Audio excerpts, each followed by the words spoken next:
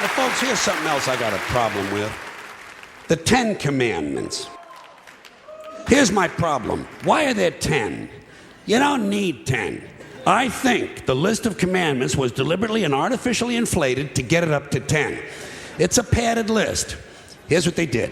About 5,000 years ago, a bunch of religious and political hustlers got together to try to figure out how to control people, how to keep them in line. They knew people were basically stupid and would believe anything they were told, so they announced that God had given them some commandments.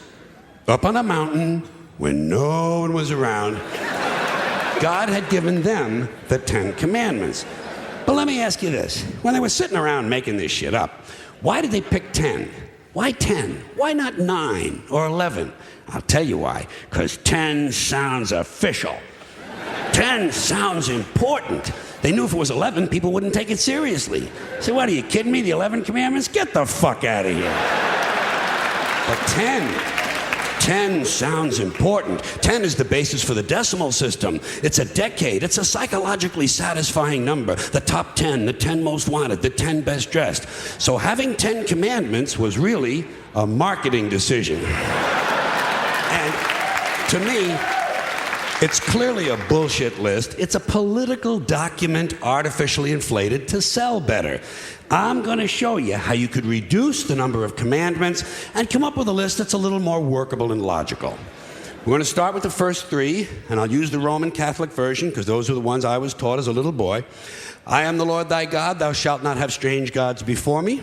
Thou shalt not take the name of the Lord thy God in vain. Thou shalt keep holy the Sabbath. Right off the bat, the first 3, pure bullshit. Sabbath day, Lord's name, strange gods. Spooky language. Spooky language. Designed to scare and control primitive people. In no way does superstitious nonsense like this apply to the lives of intelligent, civilized humans in the 21st century. You throw out the first 3 commandments, you're down to 7. Next, honor thy father and mother. Obedience, respect for authority. Just another name for controlling people. The truth is, obedience and respect should not be automatic. They should be earned. They should be based on the parent's performance. Parent's performance. All right? Some parents deserve respect. Most of them don't. Period. You're down to 6. Now, in the interest of logic, something religion is very uncomfortable with, we're going to jump around the list a little bit. Thou shalt not steal, thou shalt not bear false witness. Stealing and lying. Well, actually, these 2 both prohibit the same kind of behavior. Dishonesty, stealing, and lying. So you don't need 2 of them. Instead, you combine them and you call it thou shalt not be dishonest. And suddenly, you're down to 5. And as long as we're combining, I have 2 others that belong together. Thou shalt not commit adultery. Thou shalt not covet thy neighbor's wife. Once again, these 2 prohibit the same kind of behavior, in this case, marital infidelity. The difference is coveting takes place in the mind, and I don't think you should outlaw fantasizing about someone else's wife. Otherwise, what's a guy going to think about when he's waxing his carrot? But marital fidelity is a good idea, so we're going to keep the idea and call this one, thou shalt not be unfaithful. And suddenly, we're down to 4. But when you think about it, honesty and fidelity are really part of the same overall value. So in truth, you could combine the 2 honesty commandments with the 2 fidelity commandments and give them simpler language, positive language instead of negative, and call the whole thing, thou shalt always be honest and faithful, and we're down to 3. Thou shalt, they're going away fast. Thou shalt not covet thy neighbor's goods. This one is just plain fucking stupid. Coveting your neighbor's goods is what keeps the economy going. Am I right?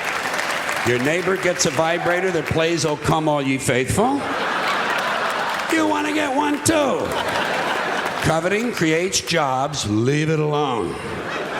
You throw out coveting and you're down to 2 now, the big honesty and fidelity commandment, and the one we haven't talked about yet, thou shalt not kill, murder, the 5th commandment.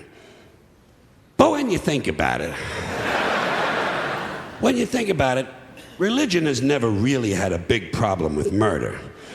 Not really. More people have been killed in the name of God than for any other reason. All you have to do... Sure.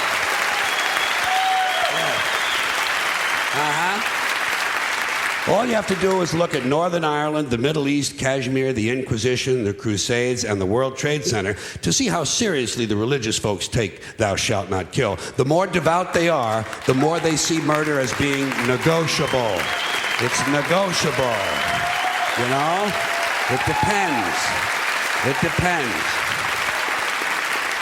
It depends on who's doing the killing and who's getting killed.